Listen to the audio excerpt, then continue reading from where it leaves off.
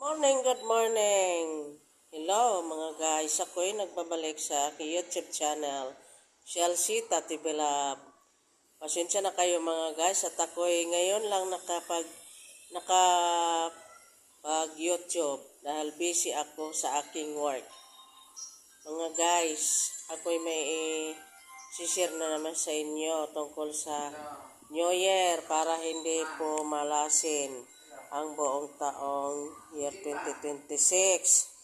Mga guys, gawin ninyo ito kung kayo ay may mga sirang gamit sa inyong loob ng bahay ay aalisin nyo na. Maglinis na kayo ng inyong bahay mga guys. Alisin nyo ng mga kalat sa inyong mga likod ng mendor dahil yan ay naghahatak ng negatibong enerhiya mga guys.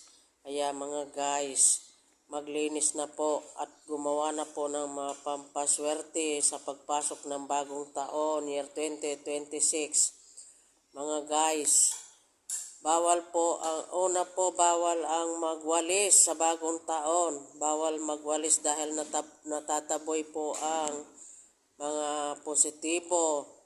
Bawal maglaba, bawal maligo. Pero sa mga naniniwala, maligo po kayo. Pero ako, 31 pa lang, ako'y maliligo na ng asin. Isang kutsara para maalis ang negatibong enerhiya na pumapit sa aking katawan. Para hindi sakitin buong taon. Mga guys, gawin nyo po. Kung kayo'y may sirang gamit, ipagtatapon nyo na po. Kung kayo'y may sirang wallet, ipagtapon nyo na po. Kung kayo na may mga sira-sirang mga plato, may bingot sa tabi o baso, tapon nyo na po. Kasi yan po ay naghahatak ng negatibong enerhiya. Para pasukin po tayo ng positibong enerhiya sa bagong taon. Para buong taon kayong siswertihin sa 2026.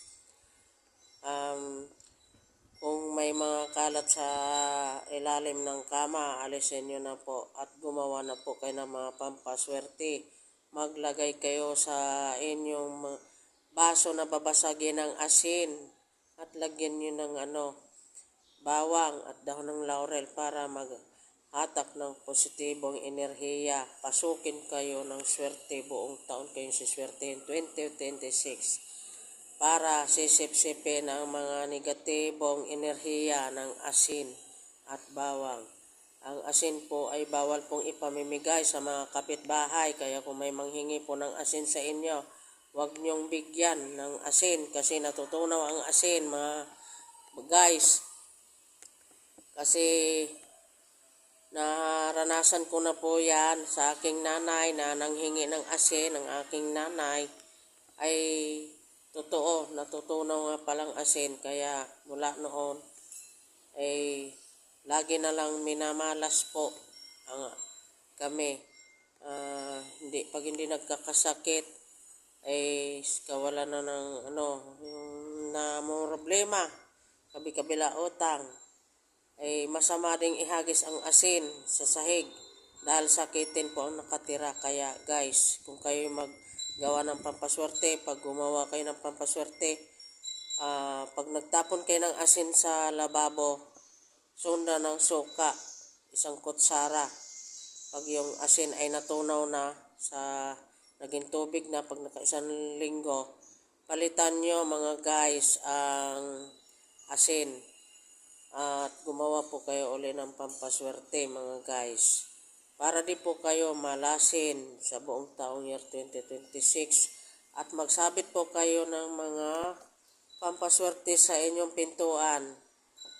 Hindi naman purong pula mga guys kasi ang pula po yan. Pampaswerte nga yan pero hindi rin maganda dahil mainit po ang ulo ng mga nakatira. Minsan away-away ang mga nakatira sa loob ng bahay. Kaya minsan haluan naman ng gold o kaya green. Huwag purong pula. Ganon din sa kortina mga guys. Tapos po ang Ang dapat po ang bawal pong kainin sa bagong taon mga guys ay huwag kayong kumain ng manok dahil isang kahig, isang tuka. Ang ihanda nyo po mga guys ay mga orange, kakanin at yung baboy at mga isda dahil ang sumisimbolo po yan ng kasaganaan ng isda. Tsaka ang baboy po. Yun lang po mga guys ang aking maisishare sa inyo. Sana'y magustuhan nyo po ang aking video kong ito. Please like, share, comment para ma-notifies ko po kayo sa susunod ko pang video mga guys. Thank you for watching. Salsita TV Lab.